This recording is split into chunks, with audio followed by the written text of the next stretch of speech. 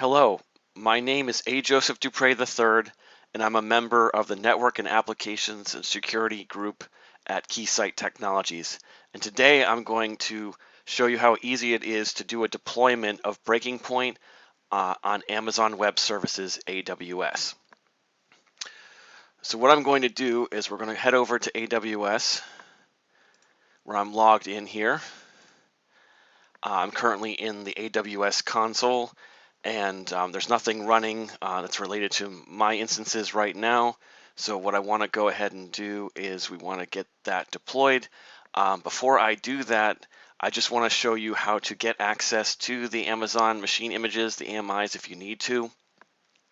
If you want to run those manually or you want to put them in your own automation, you can do that. Today I'm going to show you how easy it is to just do a CloudFormation template deployment that will automate things, especially if you're a first-time user of BreakingPoint on AWS. It'll help you get up and running. So let's just go to Launch Instance here, and that's the traditional manual wizard for launching an AWS. And I just want to search for Ec2 BreakingPoint, and you can do that in whatever region you're in. I'm in the Ohio region, US East 2 at the moment. And if you go to Community AMIs, you'll need to go there. BreakingPoint is not currently in the marketplace, but it is being shared under Community AMIs. And if you filter, you can see that there are several different versions here. And some of the latest versions are updates to 9.0. So you can either take the vBlade, the virtual blade that generates the traffic, or you can also get the system controller. You'll need both of those. Now this is a 9.0 update 2, so you'll need to get the associated controller and vBlade. That forms your virtual BreakingPoint chassis in the cloud. Now you'll pick the AMI ID that you need to use, and you can select that, and you can deploy those manually. But that takes some time, and that obviously, particularly if you're getting started with Amazon itself, or you're getting started with deploying BreakingPoint specifically. Maybe you already are used to deployments in AWS, but you're either new to BreakingPoint or you're familiar with BreakingPoint Virtual Edition from some of our other variants like VMware or KVM. You want to be able to deploy, directly in AWS and use that right in the public cloud. So you could do it that way. We're going to go back though and do it a really easy way and automated, especially to get started with. You can put this right in your environment. So what I'm going to do is I'm going to go over to CloudFormation. So I'm on the CloudFormation view. This is actually the new GUI for CloudFormation, because we're now past, I think it was a March 31st deadline, where the old view has been fully replaced now. So that'll be another benefit too, is that we have a recording here that you're reviewing that also includes the latest changes over here in CloudFormation. So CloudFormation is nice because it basically allows us to upload JSON templates that basically have a data structure that tells us what we want to build in the cloud. And we want to build a basic 2-port test in BreakingPoint, have that traffic go through the AWS gateway, and be able to demonstrate some basic traffic. So I want to be able to show you how easy it is to get up and running. So what we'll do is we're going to need to create a stack with new resources. I have a template. I'm going to upload it. You can get this from, you can get some samples. The samples, are just representative of some basic things to get started, some basic demo templates. You can get one from either support or sales if you need to, if you don't have one of our samples already, or some of your own. I'm going to go ahead and browse for one. It's a JSON file, so I'm going to go over here, just grab it from my local hard drive here. This is BreakingPoint, and we're going to do, actually I want to go to JSON Marketplace, BreakingPoint, VPS, and we'll do the one vBlade scenario. We're going to open that up, so it's going to kind of load that in there. and it verifies that it's formatted correctly, and now it's asking us to give this a name. So we're going to say Keysite-01 for our little demo here, and this is going to be BPS on AWS, and we'll call it 1 vBlade. So this video will not be a full review of BreakingPoint itself and BreakingPoint VE. You can go to other videos and other documentation for that, but we're focused here today on deploying BreakingPoint specifically on AWS and how quick you can get up and running. I'm going to put in a user email tag just to identify my resources. So these are just some tags in AWS that let me uniquely filter and identify my resources. I'm going to use the default configuration for the system controller. That's fine.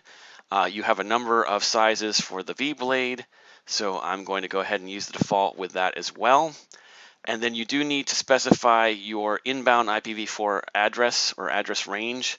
And what that is that's going to be the IP address that's allowed through the security groups on your instances. So when you set up your security groups in AWS, this CloudFormation template is going to automatically build everything we need for this. It's going to create not only the virtual controller, the virtual blade, but it's also going to create the virtual private cloud, the VPC in AWS, which is your private networking. And it's going to stitch all the networking together so we can run a 2-port test across 2 different subnets. But we do have to be able to log into those machines and be able to access their web browser and stuff like that. So this IP address it's asking for is my IP address as a user trying to access the public cloud. So what you can do is you can just type into Google, what's my IP address? Yours will be different, obviously.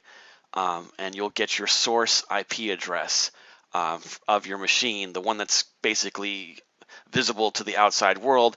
That's the IP address that you have to allow into AWS. And instead, again, of you could do it all manually and set up all the networking and set up all the security groups properly and do all that stuff and comb through the user guide. You're certainly welcome to do that. But a lot of us want to get right to testing, so we use these templates, these CloudFormation templates, quite a bit. And I happen to have put /32. It is a CIDR range, so you want to put the my IP address /32, for example, because I don't want the rest of the world in there. And that's really all the parameters are. And you can see it's basically user information, BreakingPoint system controller information, and security group. And there's a few different example templates. This is one that's just a basic demonstration of a standalone environment where you can generate traffic. But you can take that and modify it and make it your own, and create more CloudFormation templates, or take this and use it as a reference point when you're building your own automation, for example. Okay, we'll click next. I'm gonna basically ignore these excess stack options. I don't need them. And the only thing I have to do is I do have to accept that there are some IAM, identity and access management resources, that are created as a part of this stack. So I do have to go ahead and accept that before it'll let me do it. And then create stack. And then what you can see is there's going to be a number of events as it builds the objects that make up our network topology and the instances that we're going to use to generate traffic and control that traffic. Run the test configurations. If you want to kind of watch what's going on as it happens from time to time, or you're just impatient like some of us are, then you can kind of keep hitting this refresh icon a little bit. If you wait long enough, it'll actually pop up with a little blue message saying that there are more events, so you can just kind of let it run in the background and do things. But if you want to see what it's building, it'll show you the different events where it's trying to create things. You can also click on some of the other tabs while you're waiting to see what resources are currently being built, which ones are in progress. And what you'll see is things like a VPC is being built. It'll have a couple of subnets, one for test 1, one for test 2. It'll have a management. All this being done for you, no heavy lifting whatsoever on your parts, all being done by the template, which is nice. It also has I should show you actually while we're waiting for that, I can show you what the template looks like just briefly, just some parts of it. It typically you identify what region you are in, and then you typically have an AMI, an Amazon Machine Image, for your system controller and your vBlade, and that varies by region, right? And some regions are supported and some are not, and you can get that information off the data sheet. It's also in the CloudFormation templates, which is nice and convenient. And basically, it's a JSON structure that's identifying objects that Amazon exposes.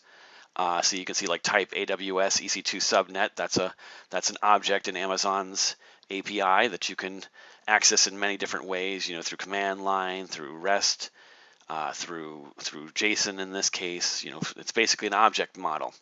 And along with we saw there's some internal parameters at the top here.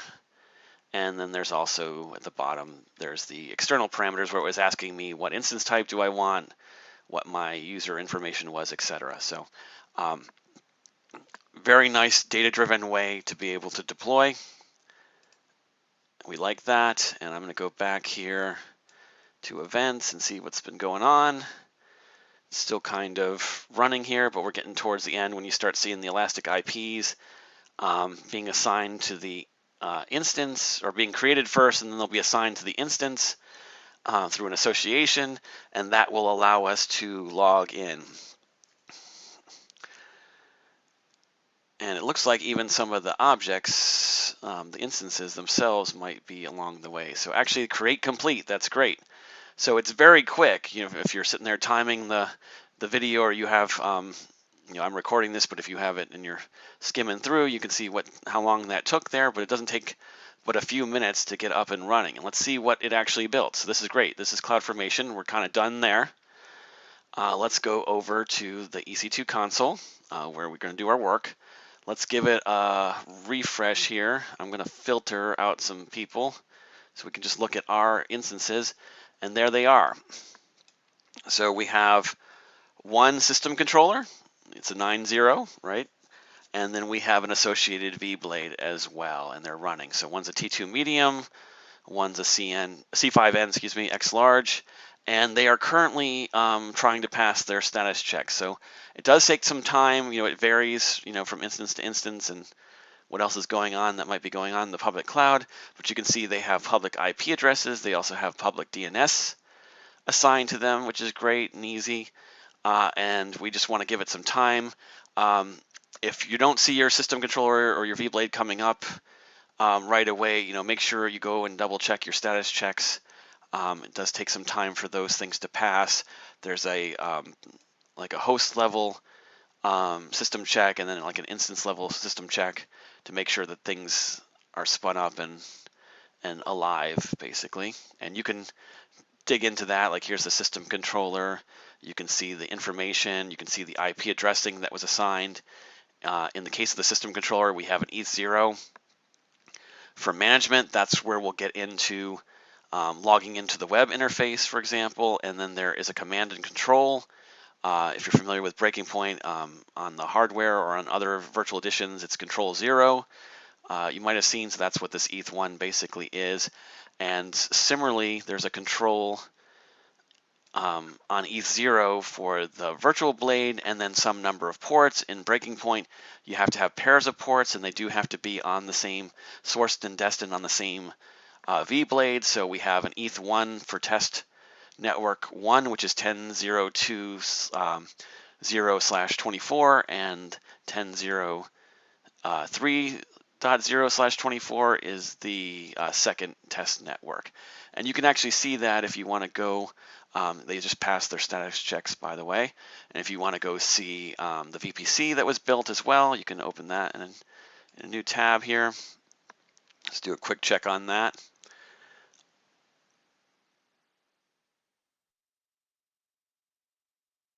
And this is really great, whether you're someone within Keysight who needs to do a demonstration of our products in the public cloud, or you're a customer watching this video and you're familiar with BreakingPoint, or maybe you're not familiar with BreakingPoint, but you're getting started with it and you want an easy way to try it out. The public cloud can be a great way to do that. So I'm going to go into VPCs here.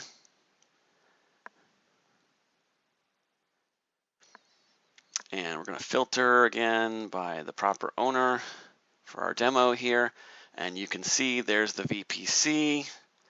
So I'm going to copy that. If I want to look at the subnets, I can filter on the subnets. For example, subnet ID,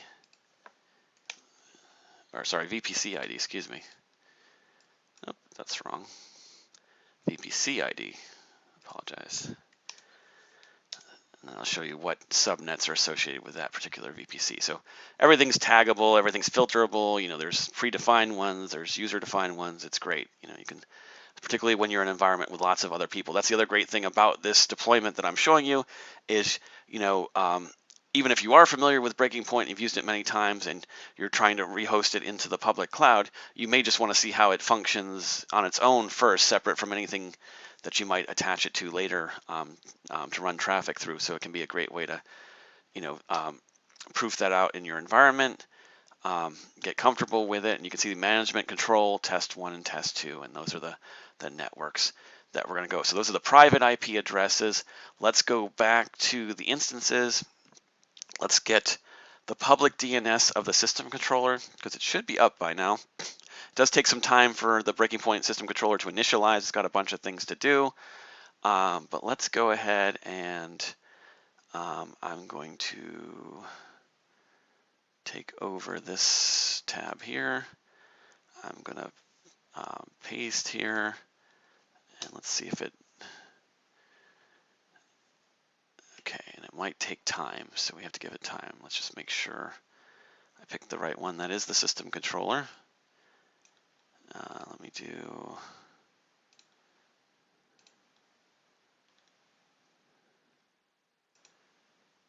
sometimes you do have to be a little bit patient. So I'm getting a refused right now. Let's see.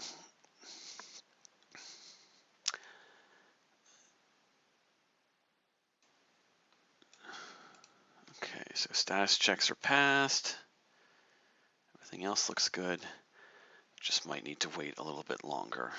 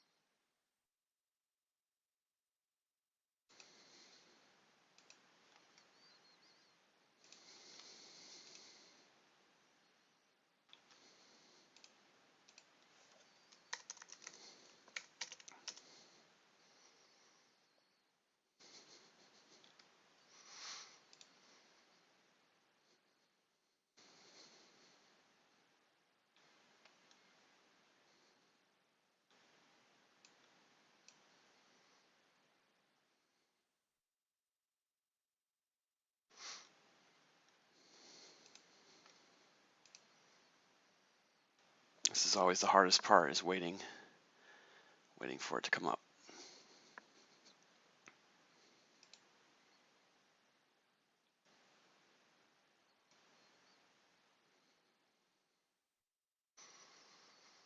If you are having connectivity issues and maybe you think the instance is up, you know, one thing I could show you is some of the other things that were built while we're waiting for that. We can double check some things here. Always good practice. You can go under network and security groups. And again, you can filter by the tag owner, for example. Oops. Oh, that's interesting. That's not, where's the other, this owner? This is my owner. And you can take a look at some of the security groups. So you might have to kind of expand this out here. Control, so like management, for example, would be how we access that. Instance type, let's go to inbound rules. And that's my IP address /32. So it's giving me access to 80.22.88.80 and 443. So again, it just might be initialization on the controller side, but it does seem to be taking a little while here. As far as the security groups, it looks like it always does for me.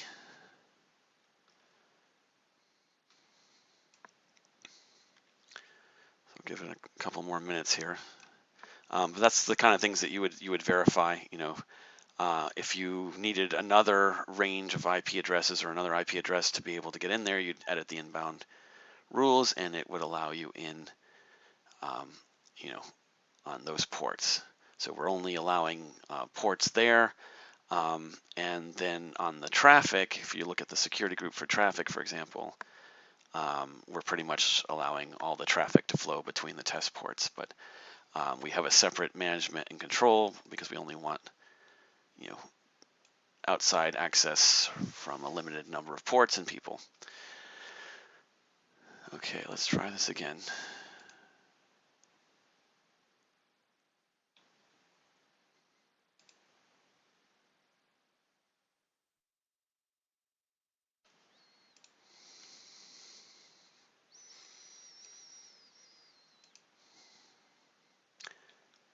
So we'll see.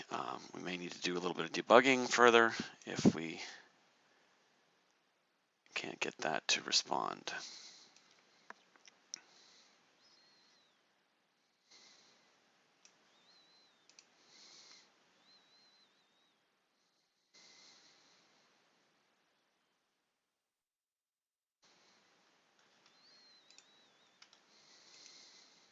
There we go. Just got to be a little patient. It does take some time, like I said, to initialize. So on a demo, it doesn't go as fast as it does when you've got other things going on. So just go get a cup of coffee, come back, send out some emails, and then you can go proceed.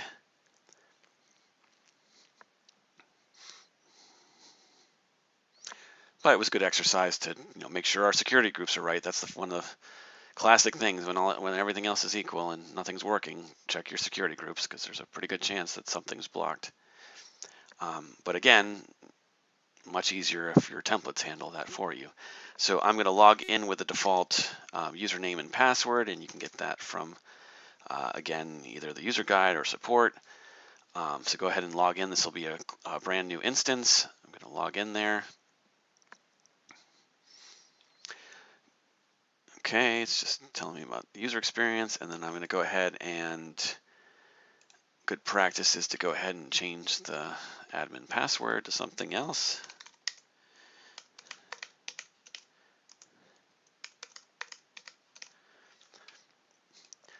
And the good thing is it probably was faster to deploy it than it was for the actual system controller to come up the first time. I think it's just on first boot it has quite a bit to do. I think from then on it has done a lot of those things before if you stop it and start it. So I changed the password. That's good practice. I'll show you this. It's good for you to see in case you have to do it manually or add another card that you deploy some other way. The template actually stitches together even the vBlade to the controller, but we'll go ahead and show you where that is if you launch in administration. It's already been done for us, but you can go under VM deployment. And you want to manage, this is the version where you manage virtual chassis.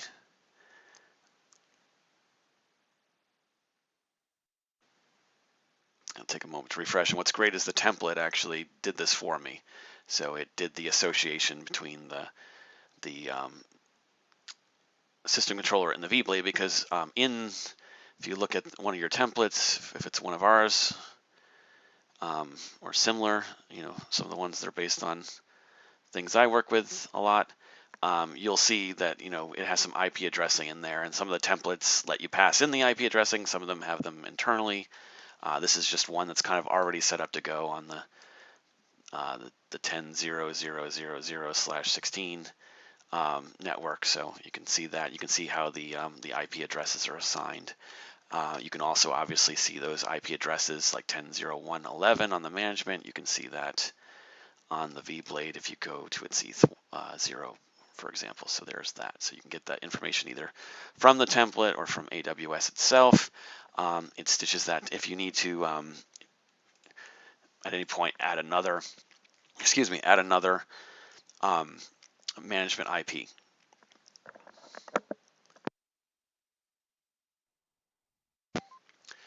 Okay, so it's telling me that there's two test interfaces. NP1 is another name. Some of you know it from the hardware. Think of them as network processors. So those are the V blades. So that was already done. That's great. Just double check that so you can see that. Let's go into BreakingPoint, open up a new session.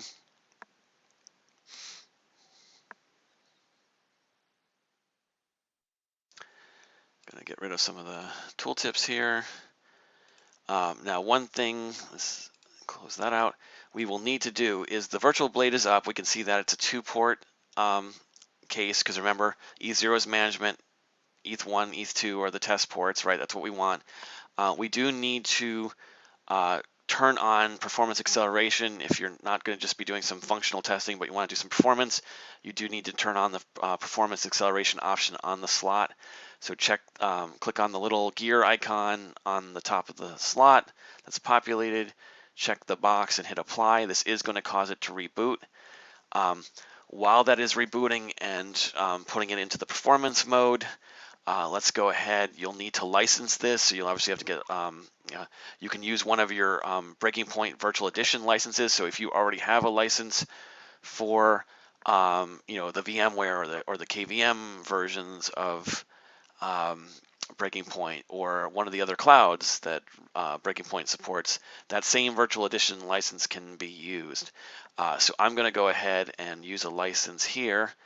Let's go to administration and just be aware that everything I'm using in this video, I just have to let you know, is going to all be destroyed. So, so this is only a temporary environment, temporary licensing for this environment. It won't be available afterwards. So I just need to say that for the sake of the video, that none of this will exist.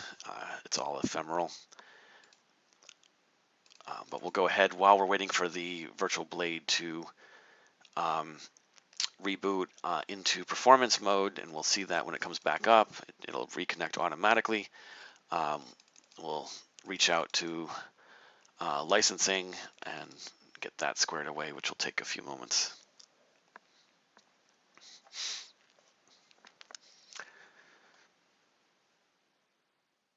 And you have the option, with the Ixia license servers to either license the instance locally or put it on a shared license server to do that. So really, at this point, we're at a point where this is really BreakingPoint Virtual Edition. It just happens to be deployed on AWS. So all the AWS aspect of it was really, again, handled by that CloudFormation template. It did all the heavy lifting for us so that we have a known good configuration ready to go. And if you pair that with a BreakingPoint config that shares that information, then that's a very good way to build either a test setup for a customer, regression that you want to do, and you can start and stop it as you need to, right? And save money when you don't need to run your test cases. You can do that.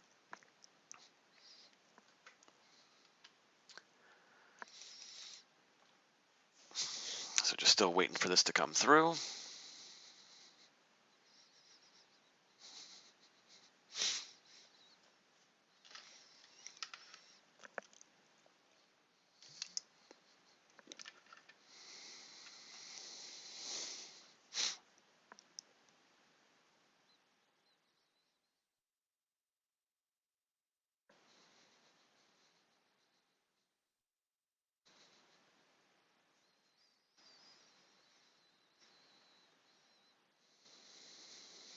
Okay, there it is. So I got licensing access. We can close this down. I'm going to go back to my ports. You may recognize that the icon has changed to more of a fiber type of icon than just like an Ethernet plug type of icon. That's indicating that they are in performance mode. I can take ownership of those ports. And then we're just going to quickly import a test. So I'm just going to grab one quickly here. Again, the sales team can help you with that, building those types of configurations for BreakingPoint. I'm just going to quickly grab one locally here. That'll work. Grab this one. I'm going to just upload it. So you can save configurations that match your Amazon environment.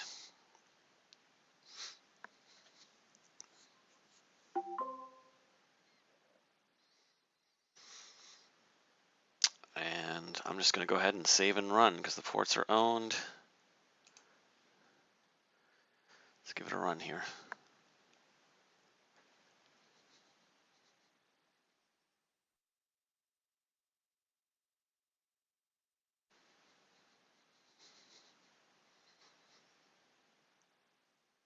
Initializing the test. Get the traffic ports configured properly, and we're off. Looks like there's, let's see here.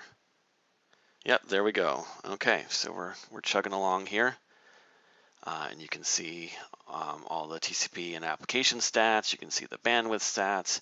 And again, at this point, it's, in this case, a BreakingPoint throughput, right, type of test. So that's great. Now let me just show you, this was already configured, but real quick. Again, this won't be a deep dive into BreakingPoint itself, but just to show you that, again, you would have had to create a network neighborhood that had the proper information. Amazon Gateway, if you go on Amazon's website, you'll see that Amazon reserves about 4 or 5 addresses.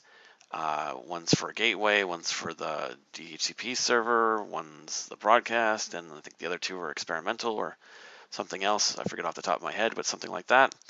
And but basically there's some reserved addresses, and one of them by default is the Amazon Gateway. Or you can point that if you have a VNF in the cloud that you want to redirect it to, you can do that as well. And so that's really all there is to it. If you want to pop back over here and look at the running test, it's almost done anyway. You can kind of watch it over here. And that's really it. That's running your first test of BreakingPoint on AWS. Again, just a quick review. The magic is in your CloudFormation template. So you can certainly search in the community AMI list at the launch wizard in EC2 if you want to get some AMIs.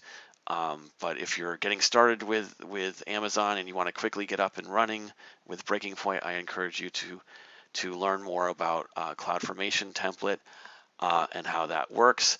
I also encourage you to go. I'm going to